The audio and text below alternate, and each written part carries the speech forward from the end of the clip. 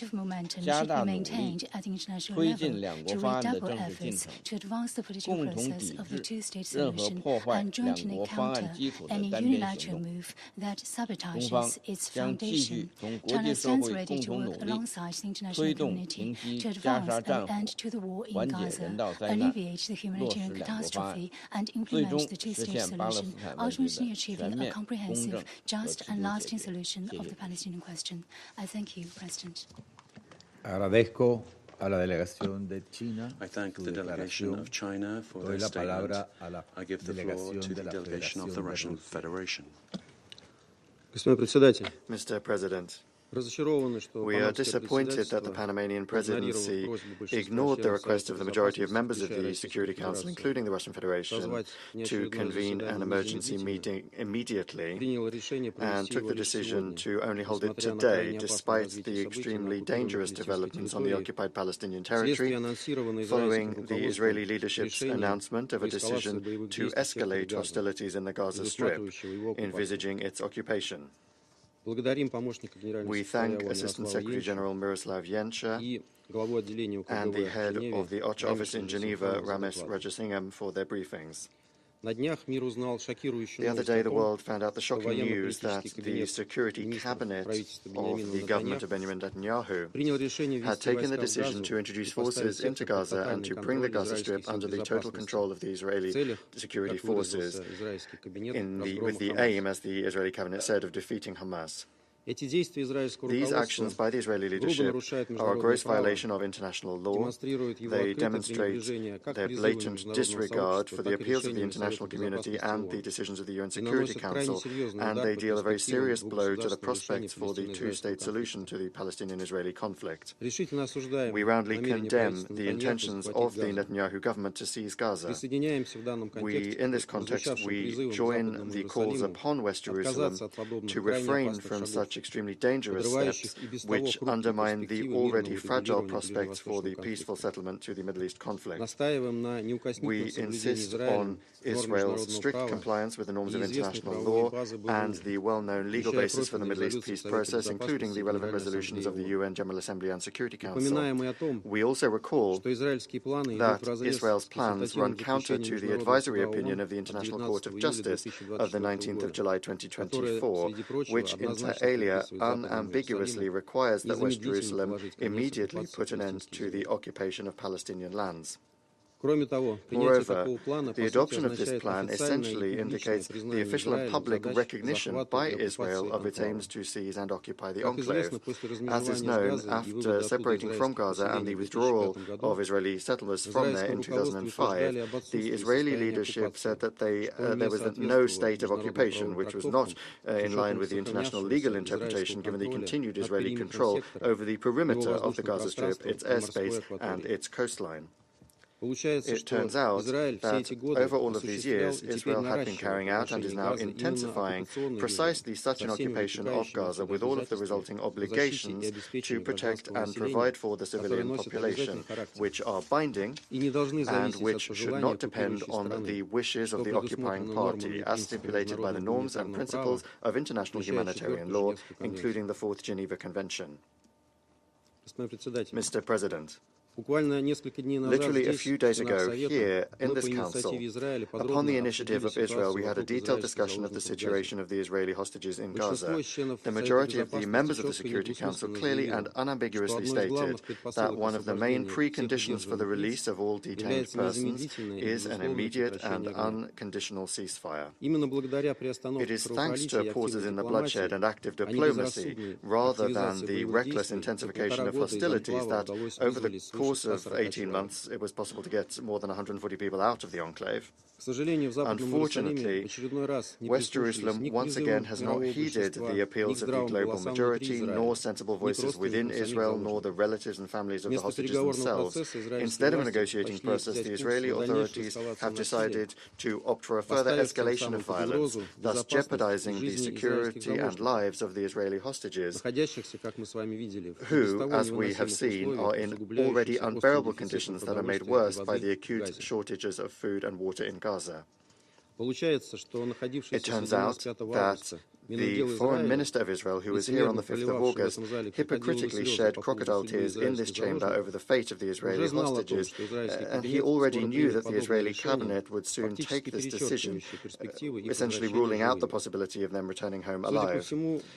By all accounts, Mr. Saar needed to lay the groundwork for it and to put out the image in the media of the solidarity and sympathy of Security Council members so as to then be able to continue killing Palestinians. Such an attempt to manipulate the Security Council for domestic Israeli interests beggars belief, just like how the Jewish people that faced the Holocaust in the Second World War can today put Palestinians in a ghetto and pursue their total destruction. How quickly the lessons of history are forgotten. It is also clear that the implementation of the Israeli leadership's plans to fully clear the enclave would even further complicate the humanitarian situation in Gaza, because essentially they have already announced further mass forced displacements and thus the suffering of the civilian population, further casualties and more bloodshed. Given the way that the conflict in Gaza is unfolding, we have no reason to believe the public statements of the Israeli authorities that they intend to provide the civilian population outside of various hostilities with everything they need. The methods that Israel is using to distribute food are well known. They are inhumane, they contradict the norms of IHL, and they are only leading to civilian deaths. This was, in particular, clearly demonstrated by the activities of the Gaza Humanitarian Foundation, the so-called Gaza Humanitarian Foundation, where more than 1,500 Palestinians have already died in areas where rations are being distributed. We shouldn't forget that the planned displacement of civilians during active hostilities and also the use of hunger as a weapon can be qualified as war crimes and crimes against humanity. Moreover, such actions could fall under Article 2C of the Convention on the Prevention and Punishment of the Crime of Genocide of 1948, which Israel ratified in 1950. Mr. President, in conclusion, I would like to note that the day before yesterday, in an interview with an American television channel, Benjamin Netanyahu spoke about his intention to create an alternative administration in Gaza, which would give Gazans, I quote, a different future. This administration, according to Netanyahu, wouldn't be Palestinian. That, in turn, also contradicts numerous widely accepted international legal understandings about the Gaza Strip as an integral part of a future Palestinian state. For our part, we suggest considering some rhetorical questions. What sort of future can people have under occupation? And what do they have to say to the families of the more than 60,000 dead who no longer have any future? How many more Palestinians need to die before this inhumane slaughter ends? And how much longer can they turn a blind eye to this outrage, those who consistently and comprehensively support Israel and prevent the Security Council from acting? For our part, we consistently and unchangingly have advocated for a diplomatic solution to the Palestinian question on the basis of the two-state for two peoples formula. If implemented, Israel's legitimate security concerns would be satisfied, just as the legitimate aspirations of the Palestinian people to their own state would also be satisfied. The alternative to this is the death of tens of thousands more entirely innocent people, including the Israeli hostages that have been held for almost 2 years. The UN Security Council quite simply must prevent this outcome. I hope that at long last Washington will realize this soon. For the time being, as we understand it, despite the assurances of the State Department that they are continuing real and serious diplomatic efforts to end suffering in Gaza, to release the hostages and to achieve a permanent peace, end quote, the United States quite simply is washing its hands and is giving West Jerusalem carte blanche to have full freedom of action in Gaza. Thank you for your attention. I thank the delegation of the Russian Federation for their statement. I will now make a statement in my capacity as representative of Panama.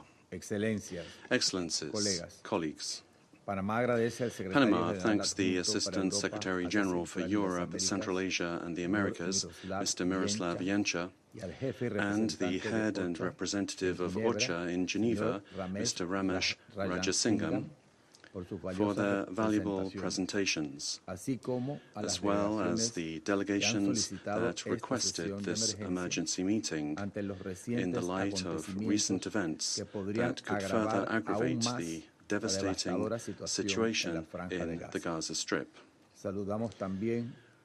We also welcome the presence of the delegations of Israel, Iraq, Kuwait, Senegal, and the observer state of Palestine. Panama has maintained, and we reiterate today, that it is always better to choose the path of moderation, where dialogue arises and where it can develop, and the path of human dignity as the foundation of coexistence upon which peace must be built. In this context, we view with deep concern, very deep concern, the surprising recent announcements regarding a possible operation to take control of Gaza City, a densely populated center already severely affected by the war, and what's even more troubling, the possible extension of such control to the rest of the Strip. Such action under current conditions would entail incalculable humanitarian risks for hundreds of thousands of Gazan civilians and for the hostages that are still held in captivity, in addition to further deepening the divide and moving the parties further away from the negotiating table. In our view, it's clearly understood that any major use of force must be assessed in the light of its immediate humanitarian consequences, its impact on the prospects for a political solution, and in accordance with obligations under international law, including international humanitarian law. After more than 675 days of conflict, which have left more than 62,000 civilians dead, more than 125,000 wounded, entire populations that have been displaced by force from one end to the other of the Strip, time and again. The scale of destruction in Gaza is catastrophic. Hospitals and schools collapsed. Neighborhoods reduced to rubble. Millions suffering from hunger and thirst, leaving entire generations scarred by violence. This tragic reality shows that the exclusive option of force has not offered a way out of the current war, nor has it resolved the underlying causes that have fueled this conflict for nearly 8 decades. On the contrary, the option of force has reinforced the logic of extremes, feeding a cycle of violence that is blocking any path towards a viable political solution. With the attacks of the 7th of October, Hamas provoked this war, killing and abducting innocent civilians, betting on extremism as its sole and cruel strategy. That is the terrain on which it seeks to sustain itself, because it knows that in war it can prolong its existence and prevent progress towards peace. Precisely for this reason, the narrative of extremes must not be allowed to prevail on the ground. Acting with restraint, the restraint demanded by this current moment does not amount to weakness in the face of Hamas's cruel extremism. What it would do is project a political will that breaks with the war-like logic that has dominated this crisis, and it would open up a space to protect lives and move towards a sustainable solution. Despite the prolonged stalemate in negotiations, we believe that there is no other path than that of moderation and dialogue, which have already shown concrete, albeit unfortunately temporary, results in favor to the benefit of civilians. We encourage those actors who maintain established communication channels with the parties to redouble their mediation efforts to achieve a sustainable ceasefire, facilitate the immediate, dignified and unconditional release of the hostages, and ensure adequate, safe and continuous access for vital humanitarian assistance. The experience of the days when the truce was in effect, though fragile, showed that it is possible to stop human suffering, to allow unrestricted delivery of vital assistance without restrictions, and to advance in the release of all hostages still held by Hamas, whose actions we once again condemn. Excellencies, the civilian population in Gaza does not need more fire. What it needs is water, medicines, food, and protection. It needs to be freed from fear, violence, death, blood, the tunnels of fear, from torture and from hunger. To this end, different decisions and actions are required, ones that envision political solutions to a stalemate that has prolonged suffering for far too long. Such actions must rely on existing humanitarian mechanisms and on the proven capacity of UN agencies to provide assistance effectively and neutrally. Panama deeply values and supports the work that continues to be done under extremely difficult conditions, United Nations agencies and other humanitarian actors on the ground. We urge that their protection be fully guaranteed, as well as the conditions necessary for them to operate safely, sustainably, and without restrictions. Panama renews its commitment to a political solution that ensures human dignity, peace, and security for both Israelis and Palestinians. Thank you very much.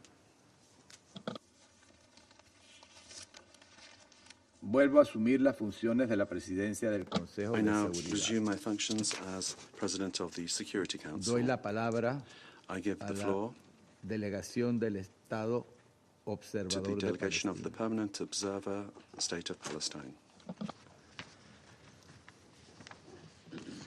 Thank you, Mr. President, for convening this meeting based on a request supported by nearly every member of the Security Council to address the grave situation in Gaza and further shocking developments.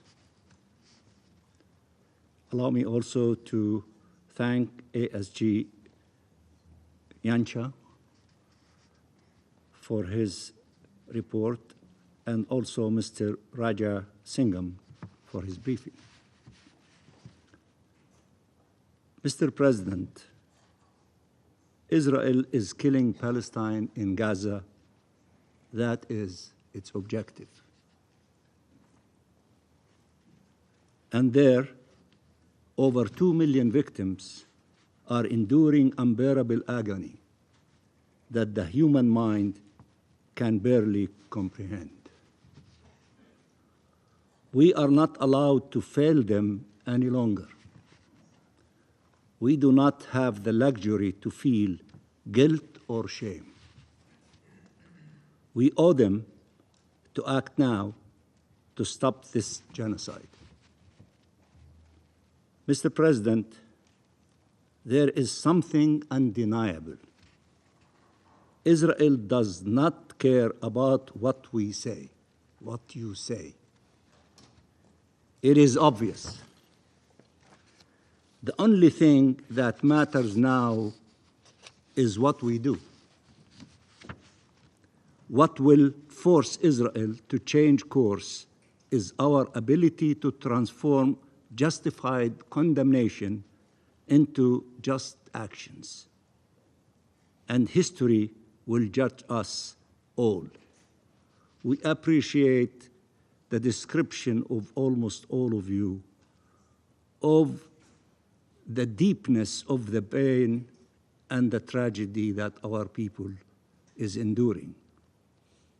While this is okay, it is not sufficient.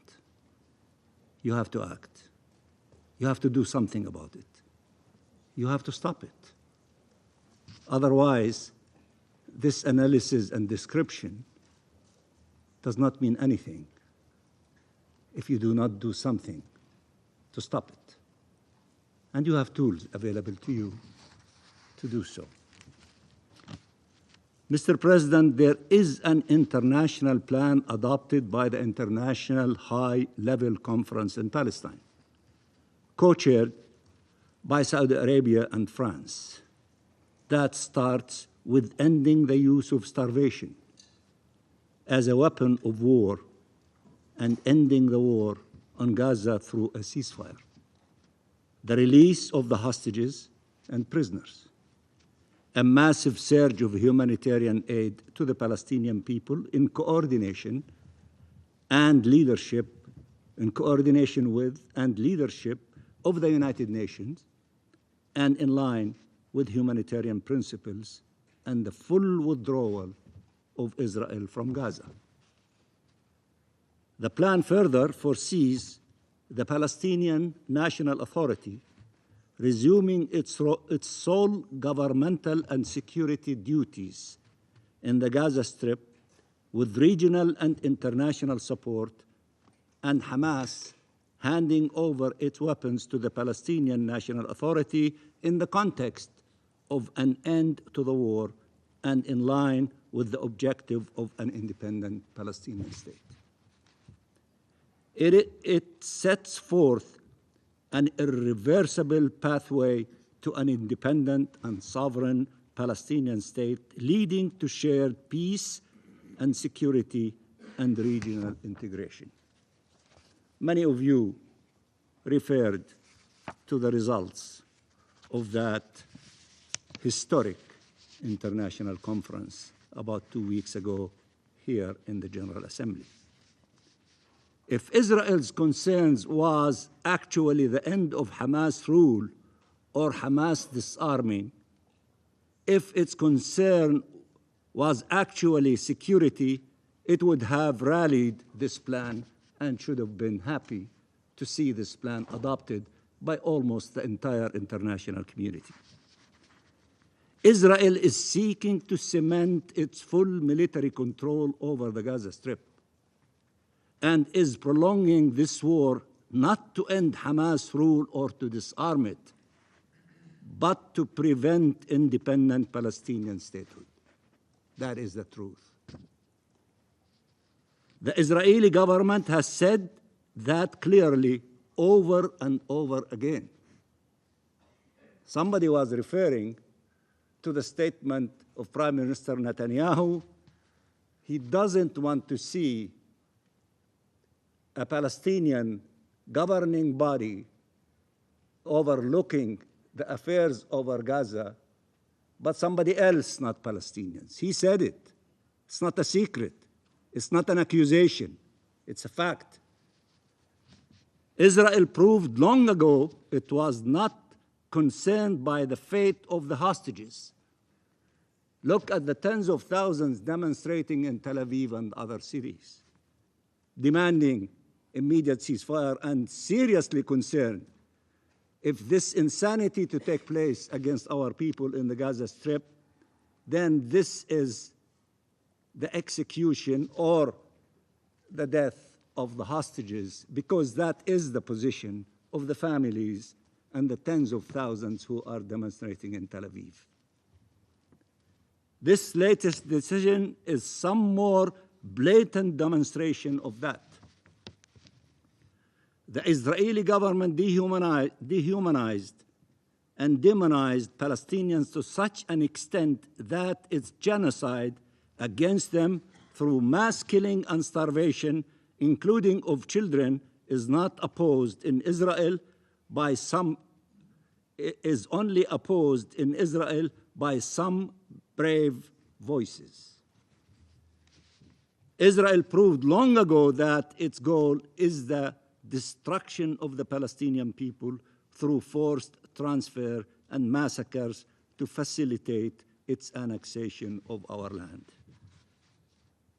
If some people believe what Prime Minister Netanyahu said yesterday and today, that there is a huge global lie, that there is no starvation in Gaza, and the two gentlemen from the leadership of the UN is also participating in spreading lies, then why don't you, the Security Council, go to the Security Council, take with you 100 journalists from your countries and other countries to verify exactly what is happening in Gaza.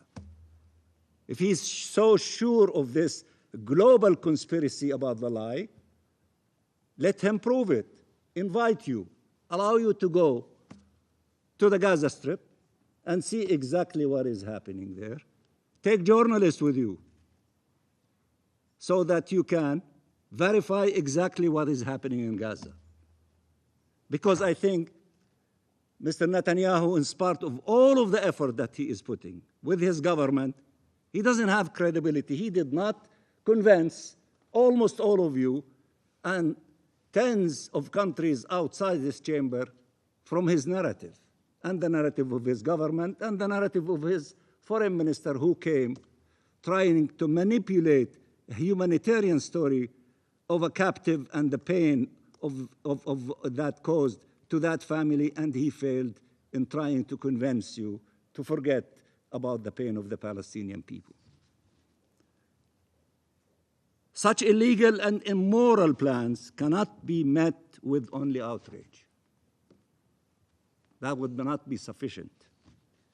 They require the mobilization of all the tools available to stop them, and we really appreciate the massive reaction from almost all countries in all corners of the globe, whether Arab and Muslim countries, or European countries, or countries that are sitting around this table, in condemning, as 5 of them stood outside this chamber in a brave way and principled way, not to please anyone, not to reward anyone, but to act on the basis of principles and conviction in condemning this plan by the Israeli government and demanding that they stop this plan, not to allow it to be implemented and to reconsider.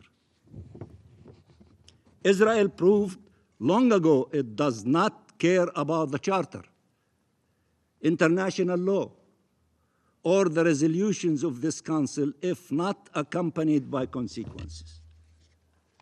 These facts have led many to rightly wonder, how on earth is Israel still allowed to sit around this table and in these United Nations? If it was another country, you would have been imposing sanctions long time ago. Mr. President, countries around the world are adopting more and more measures to end any form of complicity and to advance accountability, and we appreciate these efforts. Country like Germany to decide not to send weapons to Israel to kill our people in Gaza, just only to use one example. All states should undertake such steps immediately. Of course, it would be wonderful if you implement your resolutions, and would be excessively wonderful if you adopt additional resolutions with measures. But if these are not possible, act in your national capacity. You have tools available to you. in addition to the tools available to the Security Council, but you have tools available to you in your national capacity. Many of you are using them. I urge others to use them and to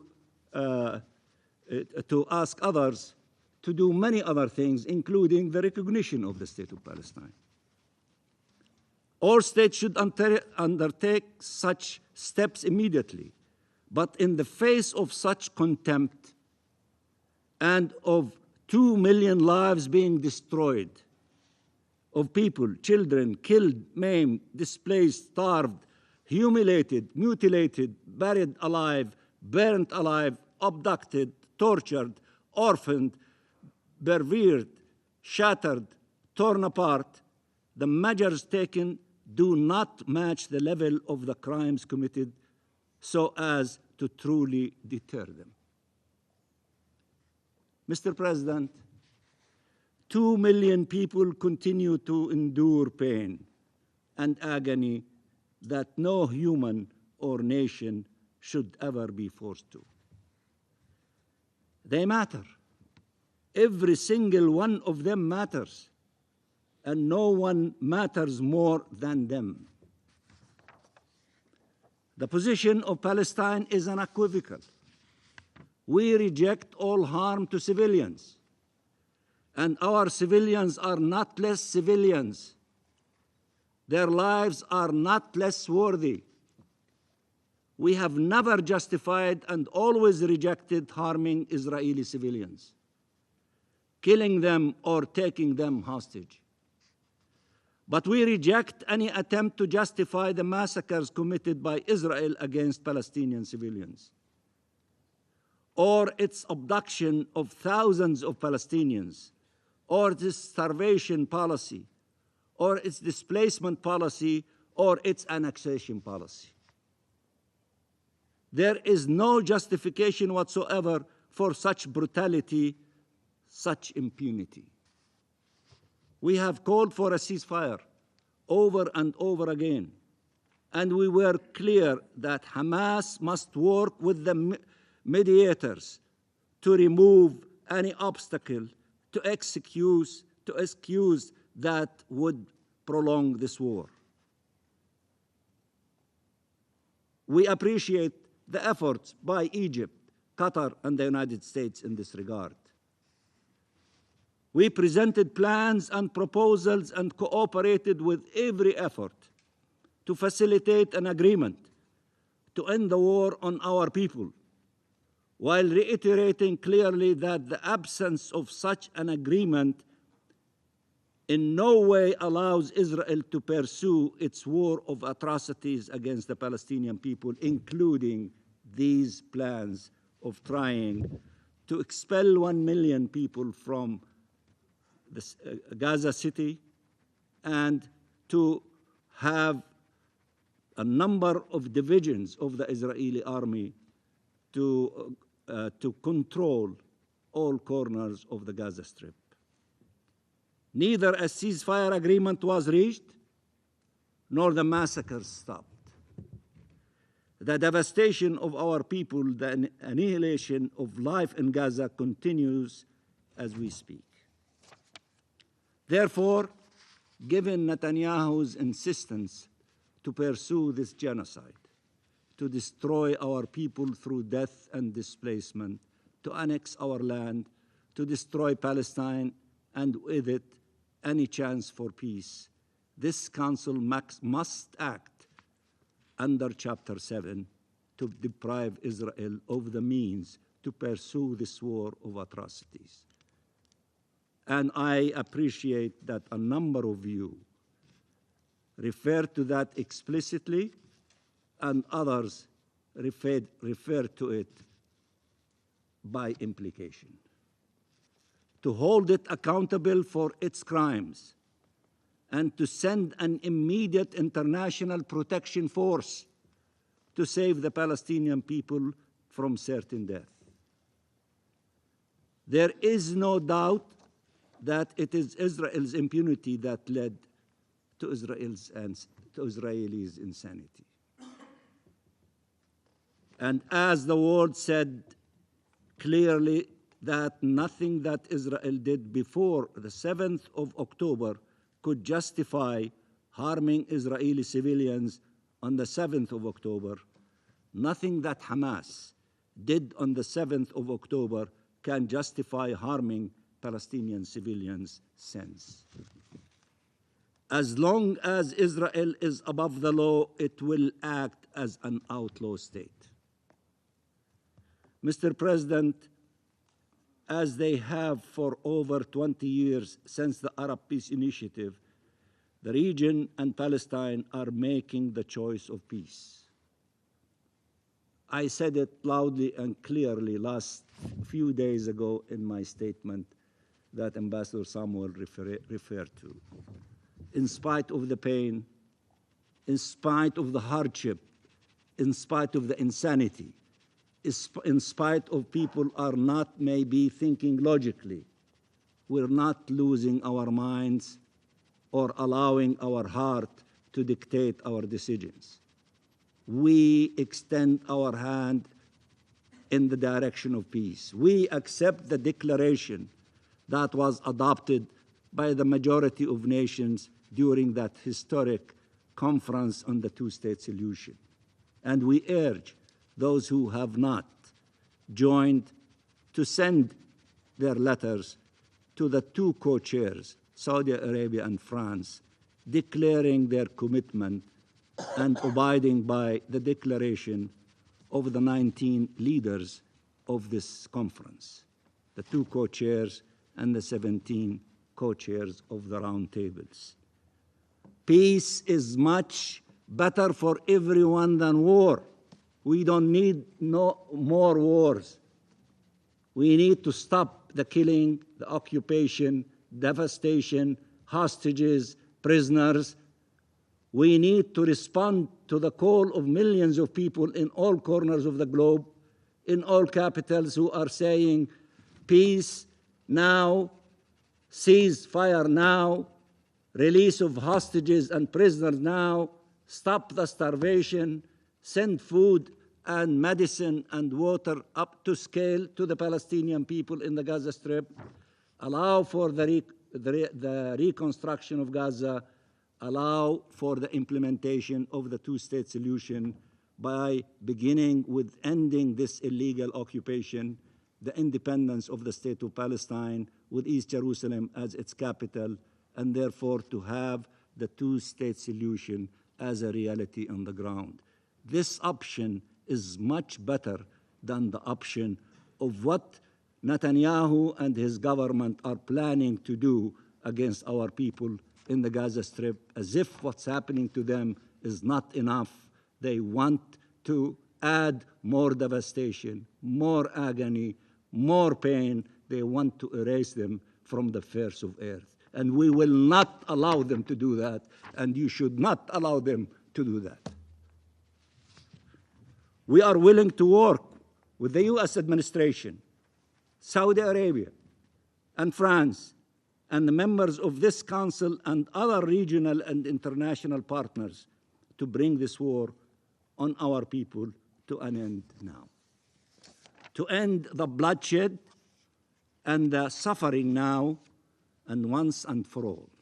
To achieve freedom and shared peace, security and prosperity. We have a duty to act and cannot waver. Your actions today will determine the fate of millions of people tomorrow, at least those who would have survived by then, and the fate of our region for generations to come. And I thank you very much, Mr. President. Agradezco a la delegación del Estado observador de the delegation of the Observer State of Palestine for their statement. Doy la palabra I now give the floor to the delegation of Israel. Thank you, Mr. President, and to our briefers here today. Despite some extraordinary and brazen language and statements we heard here, I will, however, attempt to address the supposed reason for the convening of this meeting. On Thursday night, Israel's Security Cabinet approved the Prime Minister's proposal to defeat the Iran-backed Hamas terrorist organization. This is the same organization responsible for the October 7th attack, currently holding 50 hostages under unimaginable conditions and remaining the sole source of suffering for the population in Gaza. The IDF is preparing to take control of Gaza City while ensuring humanitarian assistance flows to civilians outside combat zones and away from the reach of Hamas. This is not conquest. Israel has no plans or desire to permanently occupy Gaza. This is liberation from a brutal terror regime. As our briefer stated earlier, I wish to reiterate the principles, the 5 clear principles that the Israeli Security Cabinet adopted for concluding the war. 1, the disarming of Hamas. 2, the return of all our hostages, both living and deceased. 3, the demilitarization of the Gaza Strip. 4, Israeli security control in the Gaza Strip. 5, the establishment of a non-Israeli peaceful civil administration governed neither by Hamas nor the Palestinian Authority. This is the only way to ensure a better future for Israelis and Palestinians alike. Prime Minister Netanyahu has made it clear. Israel's goal is not to take over Gaza, but to free Gaza from Hamas and enable a peaceful government to rise in its place. This is the path to stability. This is the path to peace. Hamas's repeated refusal to agree to ceasefire arrangements, together with the horrific images of Eviatar David and Rom Braslavsky, exposing yet another aspect of the organization's monstrosity, make it clear that Hamas will not relinquish its control over Gaza through peaceful means. Nonetheless, despite a broad international consensus that Hamas cannot remain in power, and despite clear evidence of its refusal to give up control, parts of the international community continue to oppose Israel's efforts to act against Hamas. This position is both contradictory and difficult to reconcile with the stated goal of ending Hamas's rule.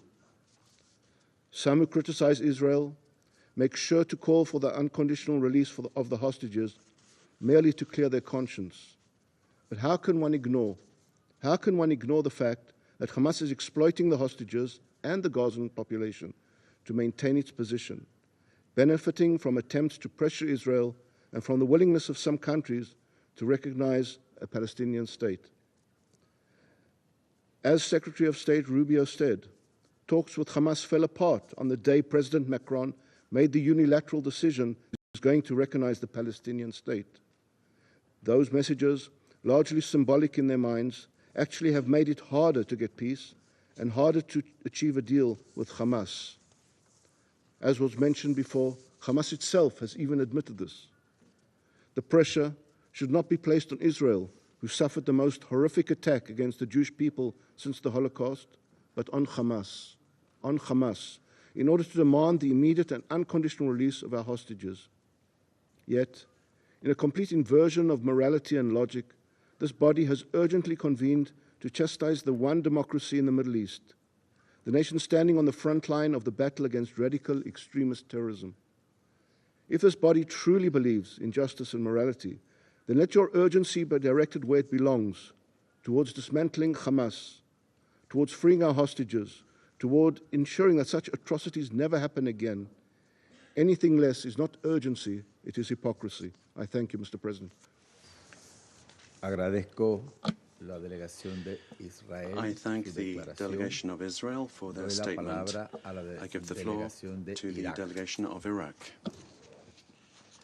سيد الرئيس، أود أن ألقي هذا البيان نيابة عن المجموعة العربية وبداية أغتنم الفرصة للإعراب عن تهنئتكم على تولي رئاسة مجلس الأمن لهذا الشهر والشكر لإتاحة الفرصة لنا لإجلاء هذا البيان. We thank you for this opportunity to deliver this statement. We would also like to thank Mr. Yensha على إحاطتهما القيمة.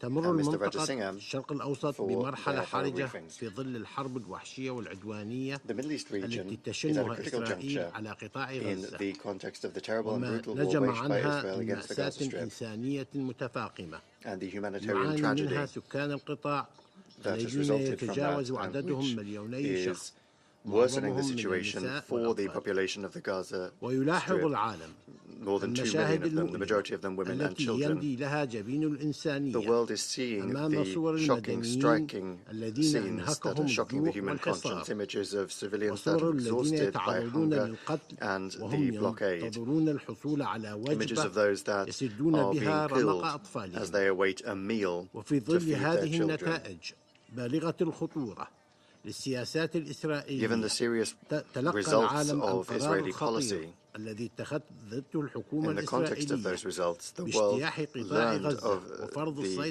الكاملة عليه. تدين المجموعة العربية بأشد العبارات الخطة التي أقرها المجلس الوزاري المصغر التي تستهدف لترسيخ احتلالها لقطاع غزة وتوسع السيطرة العسكرية عليه بالكامل باعتبارها استمرارا للخروقات الإسرائيلية الجسيمة للقانون الدولي والقانون الدولي الإنساني وتقويضا واضحا للحلول السلمية وحق الشعب الفلسطيني غير قابل للتصرف في إقامة دولته المستقلة وعاصمته تعتبر المجموعة العربية الإعلان الداعي إلى فرض ما يسمى بالسيادة الإسرائيلية على الضفة الغربية المحتلة حرقا سافرا ومرفوضا للقانون الدولي وانتهاكا صارخا لقرارات مجلس الأمن ذات الصلة التي تؤكد بطلان جميع الإجراءات والقرارات التي تهدف إلى شرعنة الاحتلال بما في ذلك الأنشطة الاستيطانية في الأراضي الفلسطينية المحتلة منذ عام 1967 إن إسرائيل لا تملك أي سيادة على الأرض الفلسطينية المحتلة وإن هذا التحرك الإسرائيلي الأحادي لا يترتب عليه أي أثر قانوني ولا يمكن أن يغير من الوضع القانوني للأراضي الفلسطينية المحتلة وفي مقدمتها القدس التي تبقى جزءا لا يتجزأ من تلك الأرض. إن مثل هذه الإجراءات من شأنها فقط تأجيج التوتر المتزايد في المنطقة والذي تتفاقم بسبب العدوان الإسرائيلي على قطاع غزة وما خلفه من كارثة إنسانية في القطاع. سيد الرئيس، تدين المجموعة العربية تعرض المدنيين في قطاع غزة إلى القتل والتجويع والإذلال واستخدام الاحتلال الإسرائيلي المتكرر للتجويع كأسلوب في الحرب واستخدام الغذاء كأداة للضغط كما تدين بشدة العبارات سياسات الحصر والتهجير القسري للمدنيين الأبرياء والاستهداف المتكرر للمرافق المدنية بما فيها المستشفيات ومراكز الإيواء النازحين والمرافق الحيوية وهو ما يعد انتهاكا صارخا للقانون الإنساني الدولي وتطالب المجموعة العربية المجتمع الدولي بالتحرك الفوري لوقف العدوان والاعتراف بكارثة والمجاعة الحاصلة في قطاع غزة وكسر الحصار المرفوض على القطاع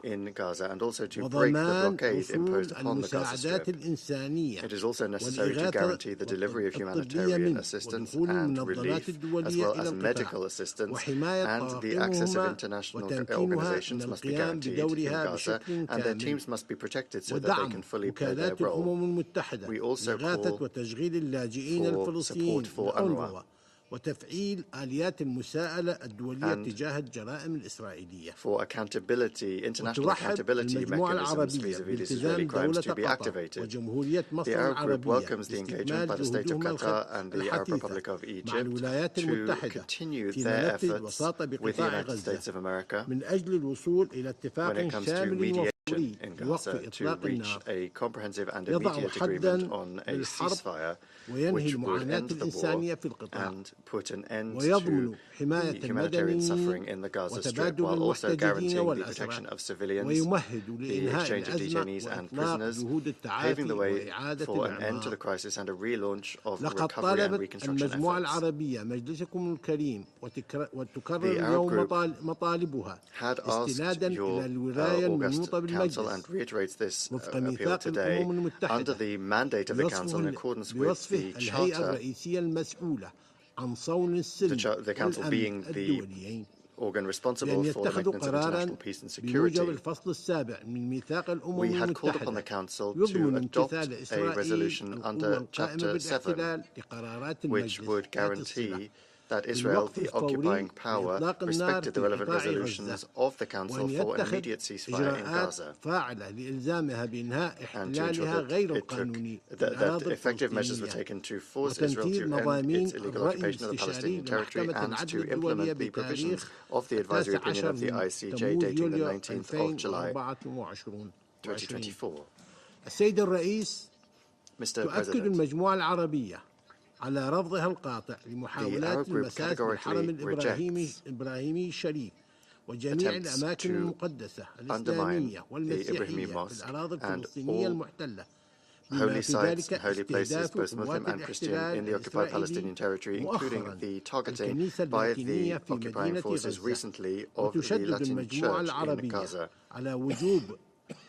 The Arab Group reiterates the need to respect the legal and historic status quo of the Islamic and Christian holy sites in the city of Jerusalem. There is no sovereignty for Israel, the occupying power, over the Palestinian territory and the sites of Palestinian heritage. In that regard as well, the Arab Group firmly condemns the incursion by several dozen Israeli settlers led by the Minister of National Security of the occupation government of the terrace of the Al-Aqsa Mosque. We also condemn the Israeli occupation plan to transfer the administration authority of the Ibrahimi Mosque and its control from the Ministry of Religious Affairs, the Palestinian Ministry of Religious Affairs, to the Jewish Religious Council in Kiryat Arba. These measures are flagrant violations of international law and international legitimacy. They are a provocation of the sentiments of Muslims around the world. The Arab Group warns that the continuation of those violations would expand the circle of violence in the region. The Arab Group calls upon the international community to shoulder its moral and legal responsibility to protect Palestinian holy places and to force the Israeli occupying authorities to end their criminal plans aiming at erasing the identity of the Palestinian people. The Arab Group reaffirms that the use of force only leads to further destruction and misery. It will not lead to peace. There is no alternative to justice for the Palestinian people and a comprehensive, global, and lasting solution to the Palestinian question under international law and resolutions of international law. We also reiterate our commitment to a just and comprehensive peace as a strategic choice to end the occupation and to resolve the Arab-Israeli conflict under international law and the resolutions of international legitimacy, including Resolutions 242, 338, 497, 1515, and 2234, but also the Principle of Land for Peace and the Arab Peace Initiative of 2002. The colonial occupation of the Palestinian and Arab-occupied lands must be ended, including the occupied Syrian Golan and the occupied Lebanese territories. The independence of a Palestinian state must be enshrined that is fully sovereign with Jerusalem as its capital. The inalienable rights of the Palestinian people must be restored, including the right to self-determination, the right to return and compensation for Palestinian refugees, the issue of which must be resolved under General Assembly Resolution number 194. فإن المؤتمر الدولي لتسوية القضية الفلسطينية The International Conference الذي for عقد the الشهر Settlement الماضي of the Palestinian برئاسة Question, مشتركة من held المملكة last العربية month, co-chaired السعودية by the Kingdom of Saudi وفرنسا Arabia and قد France, جسد إرادة جماعية لدى المجتمع الدولي a collective will on the part of the international community to effectively and seriously contribute to the peaceful settlement of the Palestinian question in the form of concrete commitments for a comprehensive, just and lasting settlement of this issue, وترحب المجموعة العربية بالبيان الصادر بتاريخ 21 من تموز يوليو 2025 عن عدد من الدول بشأن الوضع في الأراضي الفلسطينية المحتلة، وما تضمنه من مطالبة واضحة بإنهاء العدوان على قطاع غزة والوقف الفوري لسياسات الإبادة الجماعية وإنهاء سياسات التجويع الممنهج وضمان محاسبة مرتكبي الجرائم بحق الفلسطيني وفرض عقوبات على الاحتلال الإسرائيلي وقاداته وميليشياته المستوطنين الإرهابيين. كما ترحب المجموعة العربية بإعلان عدد من الدول عزمها على الاعتراف بدولة فلسطين الشقيقة، وتعد ذلك خطوة إيجابية تنسجم مع الشرعية الدولية وقرارات مجلس الأمن الصلح ودعما مهما لحقوق المشروعة للشعب الفلسطيني الشقيق بما يمكنه من تطوير مصيره وإقامة دولته المستقلة ويساهم في تعزيز فرص تحقيق السلام العادل and also to strengthen the possibilities for a comprehensive and lasting peace in the region. The Arab Group reiterates its call upon all those states that have not yet recognized the State of Palestine to take similar measures that reflect a commitment to international law and to support the historic unchanged rights of the fraternal Palestinian people on their territory. Thank you, Mr. President. I thank the delegation of Iraq for their statement.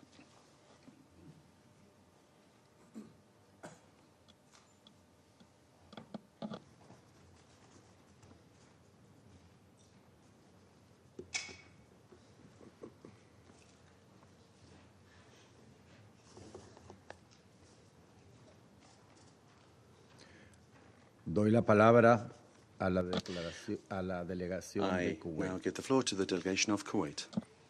Bismillah ar-Rahman ar-Rahim. Gracias, señor presidente.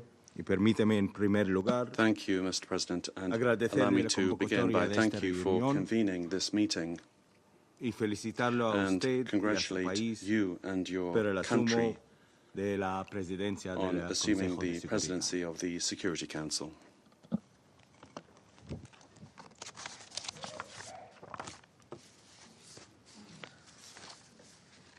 سيد الرئيس أتشرف بإلقاء هذا البيان نيابة عن الدول Mr. President, I'm honored to deliver this statement on behalf of the member states of the Gulf Cooperation Council, the United Arab Emirates, the Kingdom of Bahrain, the Kingdom of Saudi Arabia, the State of Qatar, the Sultanate of Oman, and my own country, the State of Kuwait.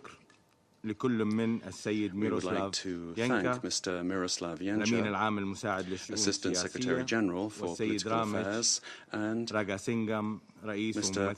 Ramesh Rajasingham, Head and Representative of the United Nations Office for the Coordination of Humanitarian Affairs in Geneva, OCHA, for the valuable briefings. Mr. President, we reaffirm our firm, unchanged principled position in support of the Palestinian cause and our rejection of all forms of occupation and settlement. We express our deep concern and our strong denunciation of the dangerous decision announced by the Israeli government to invade the Gaza Strip and impose full control over it, which is a direct threat to the lives of more than 2 million Palestinians, most of them women and children. And this lays the groundwork for a new stage of genocide and forced displacement. and undermines any chance of achieving a two-state solution. It's also a flagrant violation of international law and the United Nations Charter.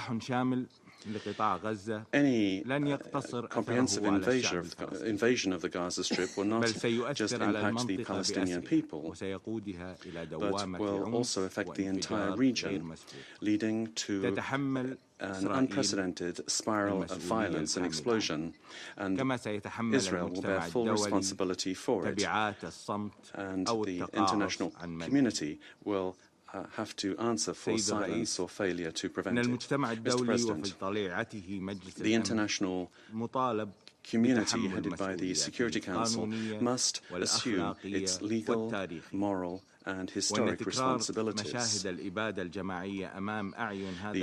scenes of genocide are being repeated before the eyes of the Council without any action being taken. This is a failure of the international community, which threatens to undermine the role and credibility of the Council, particularly in this matter. It is a destructive message to the population when international laws are applied selectively. Mr. President, urgent and binding measures must be taken under Chapter 7 of the UN Charter in order to stop this brutal aggression, guarantee international protection for the Palestinian people, and ensure the safe delivery of humanitarian, medical, and relief assistance. And we must also support UNRWA and reject any attempts to undermine its role. In this regard, we value the great efforts undertaken by the State of Qatar and the Arab Republic of Egypt in coordination with the United States of America to achieve a comprehensive and immediate ceasefire to halt the aggression, protect civilians, an agreement that would also ensure the exchange of prisoners and detainees, and which would create the ideal conditions for the return of displaced persons to their homes and facilitate the safe and unimpeded entry of humanitarian aid. The Gulf Cooperation Council states support these efforts, and we want to strengthen them through coordination with the relevant regional and international parties in a way that breaks the cycle of violence and revives a serious political process that meets the legitimate aspirations of the Palestinian people. Mr. President, we all witnessed just a short time ago the convening of the high-level international conference for the peaceful settlement of the Palestinian question and the implementation of the two-state solution, co-chaired by the Kingdom of Saudi Arabia and the French Republic. The conference embodied the will of the international community to relaunch a serious political process towards the establishment of an independent Palestinian state on the borders of the 4th of June 1967, with East Jerusalem as its capital. In this regard, we welcome the recognition by a number of friendly states of the State of Palestine.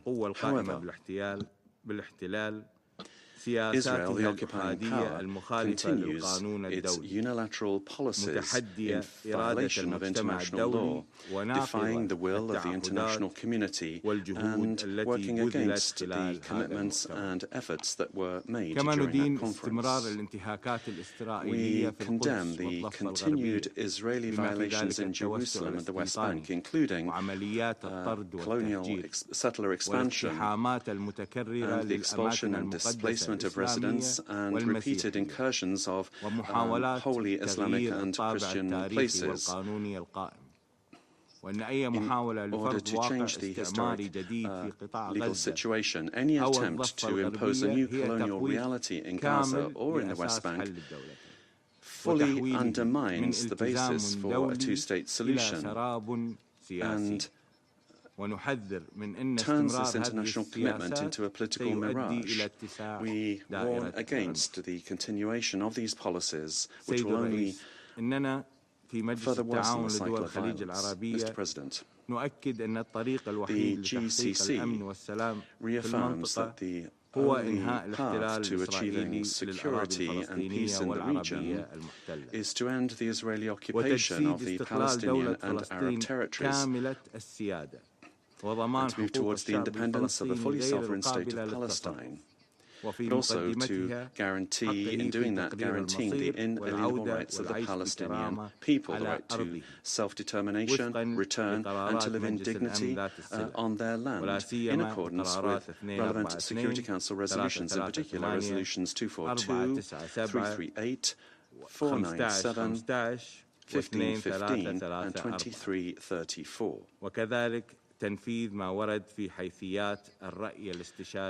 And we must also implement the advisory opinion issued by the International Court of Justice of the 19th of July 2024. In conclusion, and from this podium, our message is clear. Israel's impunity is no longer acceptable.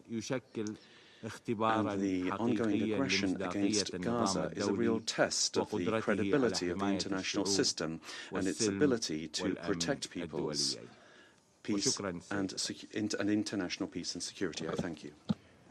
I thank the delegation of Kuwait for their statement. I now give the floor to the delegation of Senegal.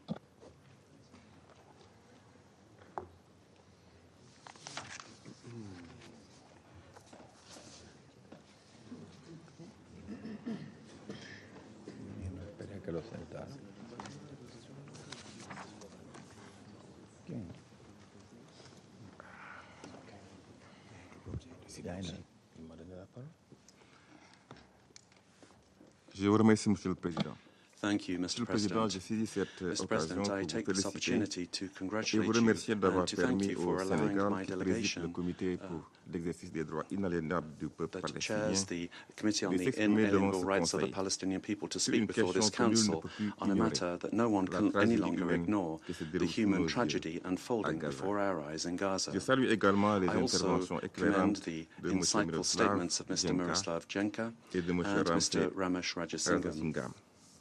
Monsieur le Président, Mesdames et Messieurs, Mr. President, ladies and gentlemen, nous exprimons notre profonde indignation face à cette tragédie. Indignant at this tragedy, more than 60,000 lives shattered, massive destruction, population starved, dispossessed, trapped under military attacks that are nothing less than collective punishment, cruel and illegal. Face à l'armée israélienne, against the Israeli army stand unarmed civilians.